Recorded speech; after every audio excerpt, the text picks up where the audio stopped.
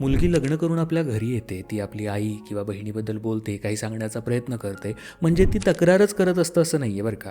भांडण करायचा तिचा उद्देश नसतो. ती फक्त सांगण्याचा प्रयत्न करत असते की या घरात ती कसं फील करते, तिला काय वाटतंय, तिला तुमचा आधार हवा असतो, तुम्ही तुमचं समजून घेणं हे तिला गरजेचं वाटतं, तिची बाजू घेणं नाही. पण बरेचदा गैरसमजातून आपण म्हणून जातो की तू अशीच आहेस, तू फारच रिॲक्ट करतेस, मी काही घरच्यांच्या विरोधात जाऊ शकत नाही, असं बोलून तिला आपण अजून एकटं करतो. त्याऐवजी तिला प्रेमाने जवळ घ्या आणि सांगा, हो माझ्या लक्षात येतंय, मी तुला समजू शकतो, कदाचित तुला त्रास होतोय, आपण दोघे मिळून काहीतरी मार्ग काढूया. मनामध्ये वाईट हेतू ठेवणाऱ्या मुली खूप कमी असतात. लक्षात घ्या, ती तिचं सगळं मागे टाकून तुमच्या सोबत आली आहे नवीन घर उभारायला. कमीत कमी तिला ऐकून घेणं आणि समजून घेणं हे तरी आपण करू शकतो. वकील बनण्यापेक्षा साथीदार बनणं कधीही चांगलं, दबाव टाकण्यापेक्षा समजून घेणं कधीही चांगलं.